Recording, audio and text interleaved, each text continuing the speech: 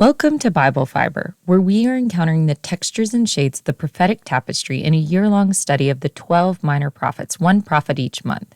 I am Shelley Neese, president of the Jerusalem Connection, a Christian organization devoted to sharing the story of the people of Israel, both ancient and modern. This week we are studying the second chapter of Habakkuk. The dialogue between God and Habakkuk continues with God addressing Habakkuk's second question. Why does God tolerate the wicked, persecuting the righteous? Habakkuk does not offer a prescription for how he thinks God should right all that has gone wrong in Judah. In the prophet's mind, perhaps God should have appointed a new judge like Samuel who could rectify the problems of the judicial system.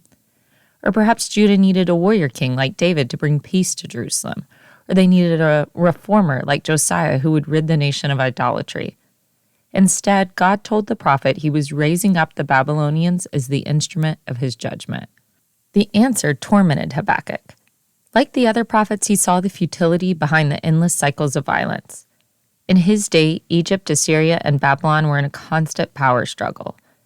What one empire built up, the next tore down. The smaller nations like Judah stayed vulnerable to the revolving door of conquering armies. The prophets were Yahweh's megaphone, reminding his people that all empires were accountable to Yahweh, and the way they worshipped their own military might was repulsive to Yahweh. Habakkuk stands out among the prophets as he was determined to get an answer as to why God associated himself with the wrangling of earthly empires. Habakkuk's problem from the start of his book has not been that another pagan army is coming for Judah. He wants to know why God has a hand in the process. The opening of Habakkuk 2 gives insight into prophetic agency and all the anguish that comes along with the role. Habakkuk proclaims, "I will stand at my watchpost and station myself on the rampart. I will keep watch to see what he will say to me and what he will answer concerning my complaint." The prophet waited for a lengthy period for God's first divine revelation in chapter 1, and he is once again resigned to wait out the silence before the next revelation. The watchman motif conveys that the prophet is not passive as a recipient of God's revelation. For a prophet, waiting is active, performed with expectancy and resolve. The prophets Isaiah and Ezekiel also liken themselves to watchmen eagerly awaiting sight of God's divine message. In Habakkuk's case, considering God's prior warning that he is raising up the Babylonians, the prophet may have sat on a literal watchtower, not just a metaphorical watchtower.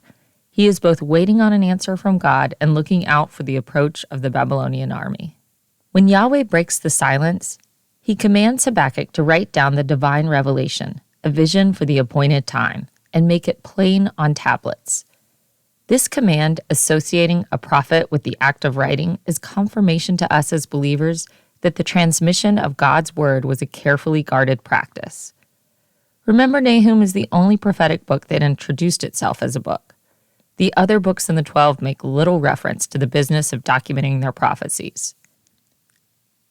The choice of tablets over parchment hints that the prophecy may still be a long time from fulfillment.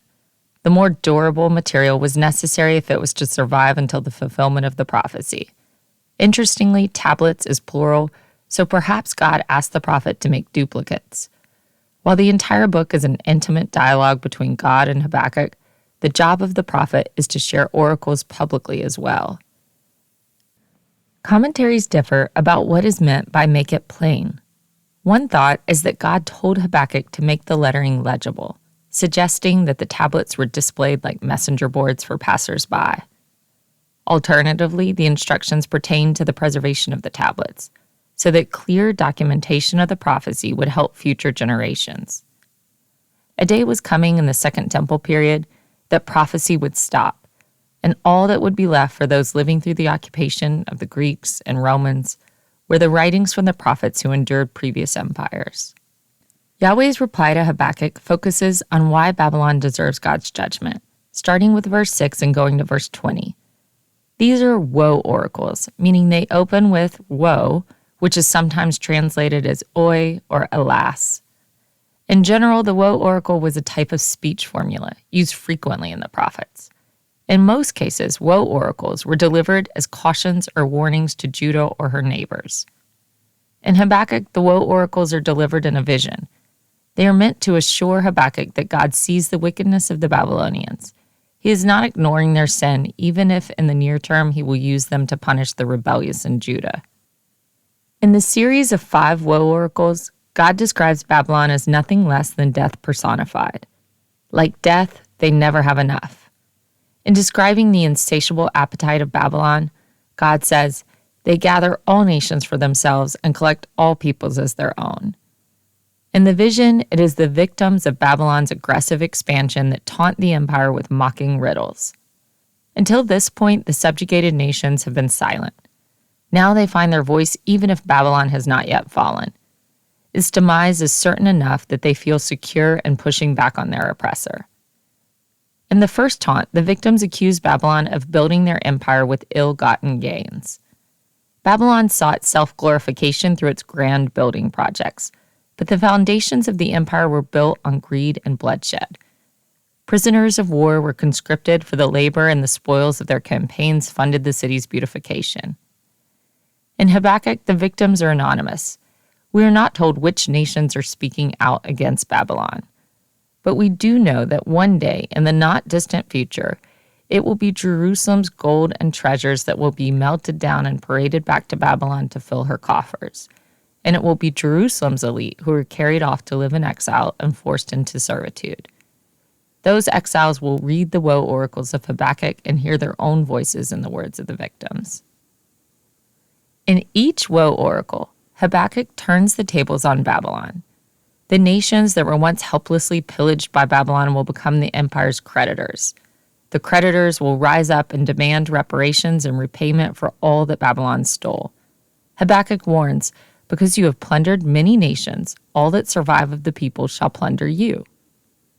In another oracle, Babylon is portrayed as a drunkard, luring nations to join her in an intoxicated stupor and then degrading them by gazing upon their nakedness.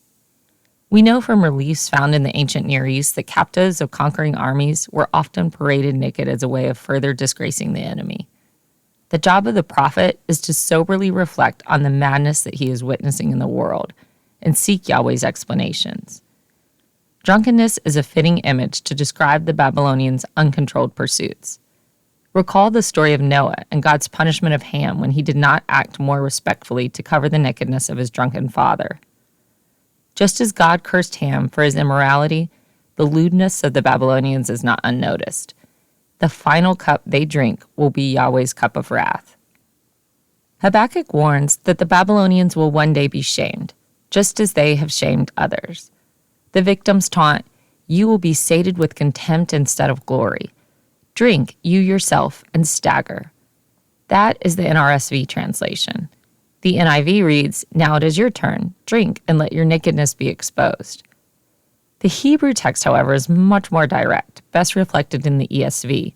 "Drink yourself and show your uncircumcision." While this may be the more vulgar of the translations, the accuracy is important because circumcision was a sign of the covenant. And here, Habakkuk is reminding his audience that the Babylonians are outside the covenant with Yahweh. The last of the woe oracles climaxes with the condemnation of Babylon's idolatry. The root source of their immorality is that they worship idols of their own creation rather than the sovereign creator of the universe.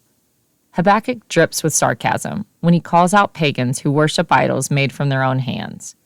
He asks, "Of what value is an idol carved by a craftsman? How can they ascribe sanctity to an object with no breath in it?" Habakkuk in these verses is keeping with the prophetic custom of ridiculing the folly of idolatry. Throughout the woe oracles, there's a strong reap what you sow element. As the prophet Hosea warned, those who plant wickedness will reap evil. The woe oracles listing out all of Babylon's offenses are meant to show that Babylon will pay for each of their misdeeds: the greed, debauchery, violence, deceit, theft, and idolatry. In addition, one theme that runs throughout the oracles is the futility that lurks behind all of Babylon's activities. Their armies go to battle, but the empire is never sated by the conquest. They build and beautify their city, but only through stolen labor and resources. They pray to idols made by their own hands. Earthly kingdoms are all fleeting, and if they may be impressive by the speed of their expanse or the sophistication of their cities, it is all empty without Yahweh. Worship of an empire is as futile as worship of a casted image. On the opposite end of the spectrum, Habakkuk looks forward to the day of the Lord, when the earth will be filled with the knowledge of the glory of the Lord as the waters cover the sea. Isaiah saw the exact same vision, although for him he understood it was still a long time before that day could arrive. Knowledge of Yahweh, a close intimacy with the creator of the universe, that is the opposite of empty, futile empire building. The vision God gives Habakkuk and has him write on tablets is all one big message of assurance from Yahweh that he will reckon with Babylon. Indeed, with the benefit of hindsight, we know Babylon's high point did not even last a century. By 539 BCE, the Persians under Cyrus the Great defeated the Babylonians and ended their empire. Embedded within the oracles against Babylon is one short message of assurance for the faithful of Judah. Habakkuk promises the righteous person will live by his faithfulness. While Babylon will be a short-lived empire, a remnant of Judah will ultimately persevere. Yahweh does not deny that the Babylonians are about to come out on top, but he also does not justify this allowance. Instead, he points to an eschatological future when he will reward the righteous with life and the wicked with death. For as much time as Habakkuk spent describing the evil ways of the Babylonians, he does not give any description of what it means to be counted among the righteous. The righteous cannot include all of Judah. In chapter 1, the prophet complained about all the wrongdoing going on in his own community. Isaiah and Micah made the same observations around this time about the spiritual rebellion they witnessed in Judah. The righteous also cannot be just those being obedient to the Torah's laws. Habakkuk had already stated that in his day the Torah had gone slack or was paralyzed. Even if there were righteous Jews who wanted to live according to the Torah's obligations, they were held back by the corrupt temple systems and the perversion of the judicial system in the 7th century BCE. However, a faithful remnant existed within Judah despite their inability to maintain the law. They were counted among the righteous because of their faithfulness to God. All throughout the prophets, Yahweh has promised that he will cling to those who cling to him. Every prophet has a major statement, a theological generalization, or a promise of hope, which becomes the anthem of the whole book. Zechariah writes, "Return to me and I will return to you." Hosea says, "I desire mercy, not sacrifice." Amos says, "Seek me and live." Joel says, "Rend your hearts, not your garments." Micah says, "Do justice, love kindness, and walk humbly with your God." For Habakkuk, his signature verse is, "The righteous person will live by his faithfulness."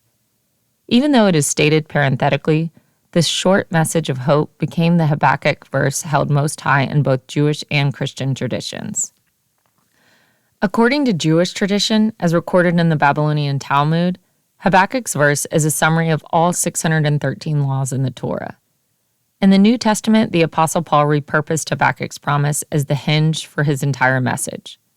Paul wrote, "For I am not ashamed of the gospel. It is the power of God for salvation to everyone who has faith, to the Jew first and to the Greek. For in it the righteousness of God is revealed through faith for faith, as it is written, 'The one who is righteous will live by faith.'" These are the foundational verses for Paul's explanation of the mechanics of justification by faith versus works. He further developed the message in his letter to the churches of Galatia, quoting Habakkuk again, and the author of Hebrews, trying to encourage believers living under persecution, also quoted Habakkuk, writing, "In a very little while the one who is coming will come and will not delay, but my righteous one will live by faith." As religious Jews steeped in the whole of the Hebrew scriptures, Paul frequently quoted the prophets, expanding their original context to inform the new community of Gentile believers in a Jewish Messiah. Habakkuk 2 ends with a praise portion, dedicated to Yahweh in his holy temple. "But the Lord is in his holy temple. Let all the earth keep silence before him." The image of Yahweh in his temple conveys the permanence of God's role in the world in contrast to the temporality of empires. Empires and idols are products of man's imagination and creation, but as Habakkuk explains in chapter 3, the God of the universe is wrapped in mystery, and in that mystery is where we find our meaning. There will be no Bible Fiber next week because of Passover and Resurrection Sunday, but for the last week of April, please read the 3rd chapter of Habakkuk, where we will compare the different but complementary messages of Habakkuk and Jeremiah.